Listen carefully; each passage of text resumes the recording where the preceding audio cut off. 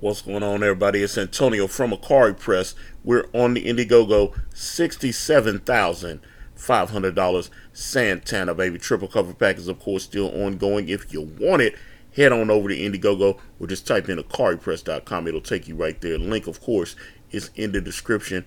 All right, so I'm on Bounding in the Comics, and I've been wanting to talk about the Christopher Priest Newsarama interview for a few days now, but I thought about it, and I think I'm just going to talk about Christopher Priest himself, his work, what he means to me as a creator, and why I love him so much, why he's such an influence. The interview that he did with Newsarama, I think it started in a good place, and then obviously when the follow-ups happened, the thing about there being the two genders and the Joe Biden stuff and all that, it just started seeming like it became a hit piece. All of a sudden it was going to get slanted that way. One thing I would say is I was extremely proud of Christopher Priest for not bucking and kowtowing and being a man and standing up to Chris Arndt for the bullshit that he was trying to pull and trying to twist Christopher Priest's words. I agree with Christopher Priest that this world, and particularly in the comic book industry, has seems like it's become so toxic that you can't even have a conversation. Now, my history with Christopher Priest, I go back, what was it, about 1987. I think the book had been out about 8 months when I actually got it. I was a poor kid, and I was,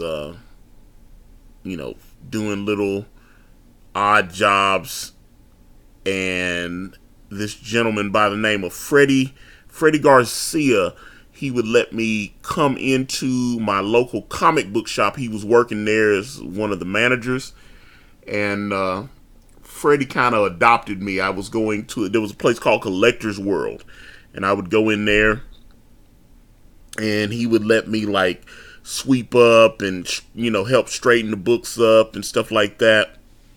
I'd go and get his lunch for him, and in exchange for that, he would feed me, and he'd give me a little discount on little comic books. He'd give me a little bit of change for helping to clean up and stuff like that, and then he would sell me books at a discounted price. He had a comic book discount as the manager. He could get like 50% off, and he'd let me use his discount and stuff like that. And so I was able to get a lot of books at that time.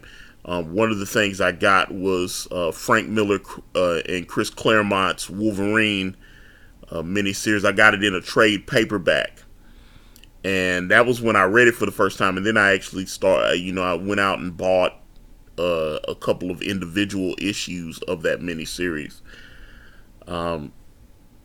That was one of the things. But one of the books I got was a book, Spider-Man versus Wolverine. I kept hearing how great this book was, and I was like, man, everybody was like, Spider-Man versus Wolverine, Spider-Man versus Wolverine. And I picked it up, and it was written by a person by the name of James Owsley.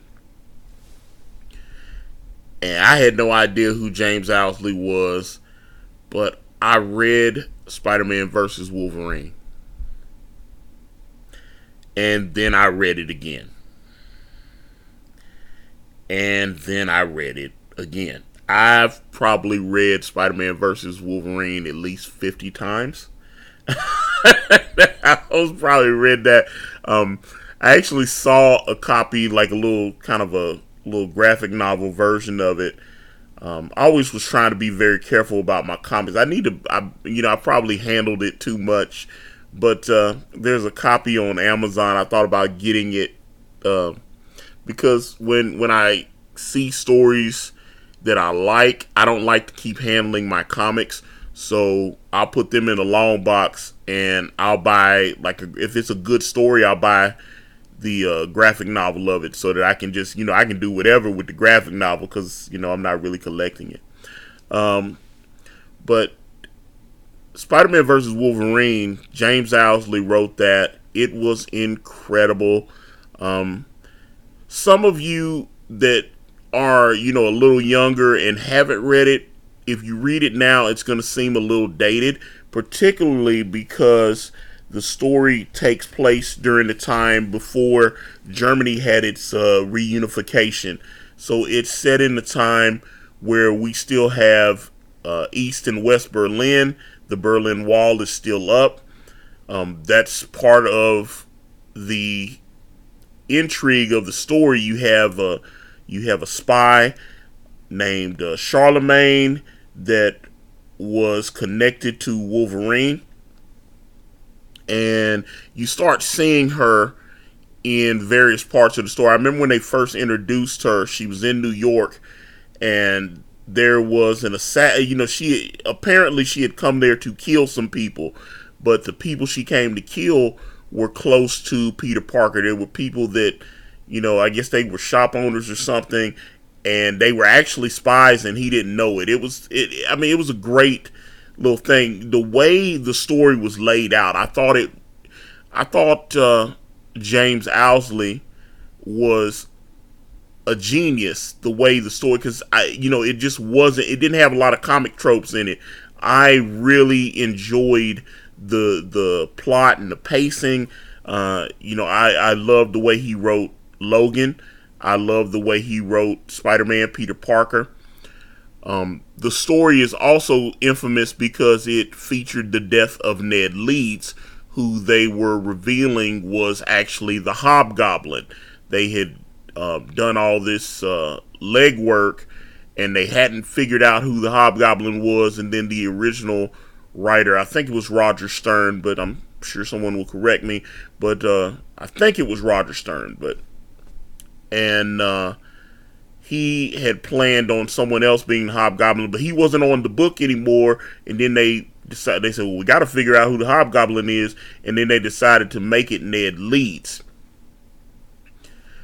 The problem with that is James Owsley, I guess the wires got crossed or whatever, and James Owsley had Peter Parker walk into the hotel room, and there you have Ned Leeds sitting there with his throat slit, from ear to ear. He got his throat cut in Germany, and all of a sudden everybody was like, wait a minute, the Hobgoblin's got like super strength and stuff. Why didn't he just kill all these assassins that came to kill? It opened up this weird can of worms, and then they had to go back and try to explain how the Hobgoblin with all this super strength managed to get his throat slit by these guys and all stuff. But again, I loved Spider-Man versus Wolverine.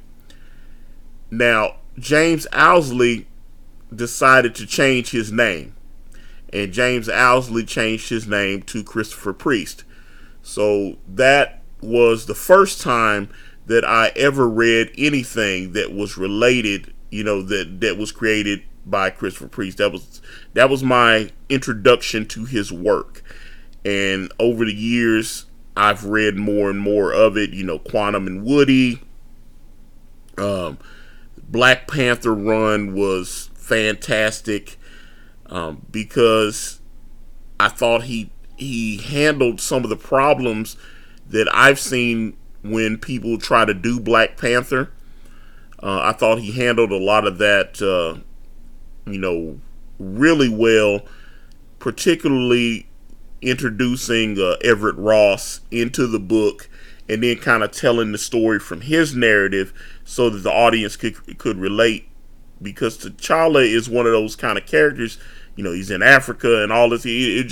I thought the way Christopher Priest handled Black Panther I thought it was brilliant. He is, also the stuff he did, he was on the ground floor at Milestone. I'm pretty sure he left within a few months or a year of that, but he was one of the original people over at when they were creating Milestone, and worked with like Dennis Cowan and all that. I just and also he had a blog. He had walked away from comics. He's talked about this a few times. He felt like comic books, it had gotten to this place where he had a career in Marvel in the early days, because he talked about when he was